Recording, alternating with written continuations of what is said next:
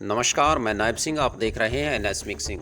हाजिर हूं मैं हरियाणा विधानसभा चुनाव 2024 का महा एग्जिट पोल लेकर के।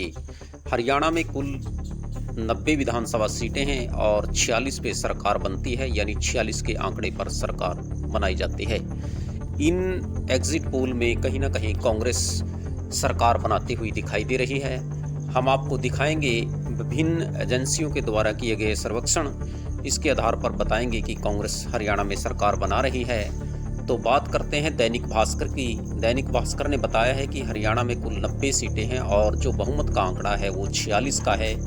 भारतीय जनता पार्टी को 15 से 29 सीटें मिलने का अनुमान है, तो वहीं कांग्रेस को 44 से 54 सीटें मिल सकती हैं। और INLD plus Bahujan Samaj party, इनका गठबंधन है, इसको 1 से 5 सीटें मिलने का अनुमान है। वहीं जजपा और ASP चंद्रशेखर आज़ाद की है, जो 0 से 1 सीट मिल सकती है।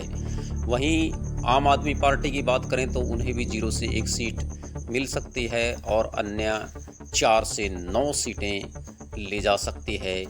ये दैनिक भास्कर का सर्वे है। ये एग्जिट पोल बताता है कि इसमें कांग्रेस सरकार बनाती हुई दिखाई दे रही है। ये हरियाणा का महा एग्जिट पोल है। चुनाव हो चुके हैं और आइए अब बात करते हैं अगले महा एग्जिट पोल की।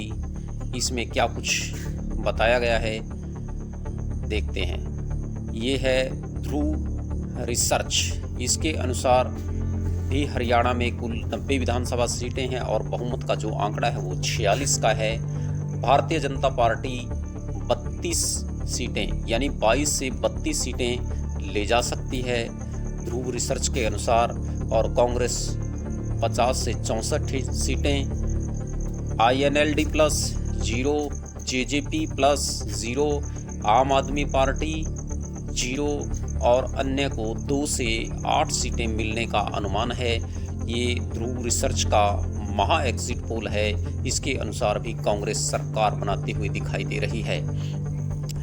ये चैनल लगभग सभी कांग्रेस की सरकार बनाते हुए दिखाई दे रहे हैं। तो हम अगले चैनल की बात करें, यानी अगले सर्वेक्षण की बात करें, उसमें P मार्क, इसके अनुसार हरियाणा में भारतीय जनता पार्टी को 27 से लेकर के 35 सीटें मिलने का अनुमान है। वहीं कांग्रेस को 51 से 61 सीटें मिल सकती हैं।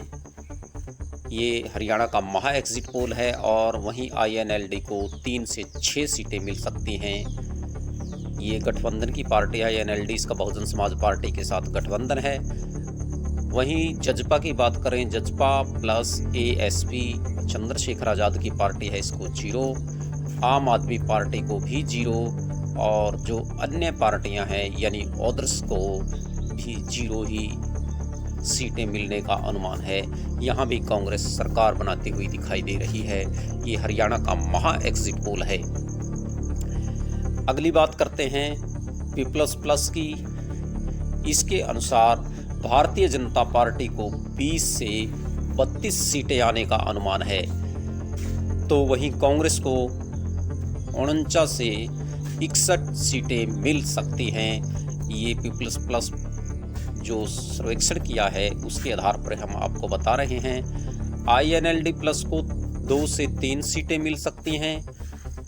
JJP को 0 से 1 सीट मिल सकती है। वहीं आम आदमी पार्टी को 0 और अन्य को 3 से 5 सीटें मिलने का अनुमान है। ये P++ का सर्वेक्षण है। इसके आधार पर हम आपको बता रहे हैं कि भारतीय जनता पार्टी है वो तीसरी हैट्रिक नहीं लगा पाएगी। इसके अनुसार कांग्रेस सरकार बनाती हुई दिखाई दे रही है। ये भारतीय जनता पार्टी के लिए कहीं ना कहीं चिंता की बात हो सकती है। अगली बात करते हैं रिपब्लिक भारत मैट्रिक्स की। इसके अनुसार भारतीय जनता पार्टी को 18 से 24 सीटें मिलने का अनुमान है।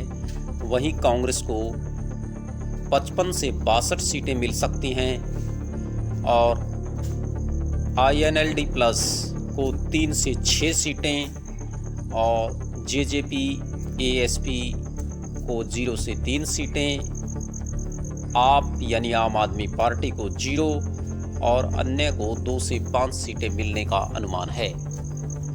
ये रिपब्लिक भारत मैट्रिक्स का जो सर्वेक्षण है, इसके आधार पे हम बता रहे हैं भारतीय जनता पार्टी की सरकार जाती हुई नज़र आ रही है और कांग्रेस पुनः सत्ता में 10 साल बाद लौटती हुई नज़र आ रही है।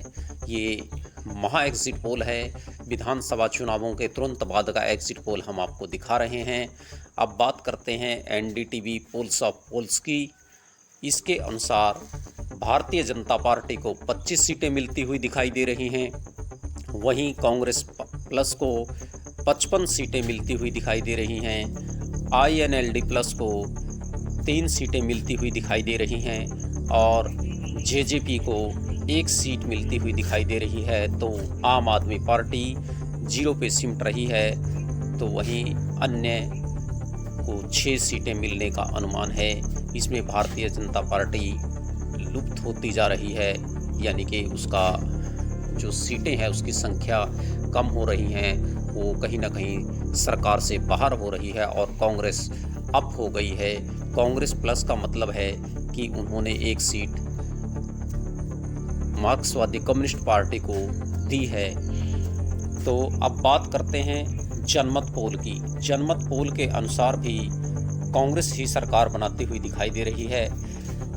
कांग्रेस 47 से 50 सीटें जीत सकती है। ये प्लस और माइनस इसमें से हो सकती हैं, लेकिन कहीं ना कहीं सरकार बनाती हुई कांग्रेस ही दिखाई दे रही है।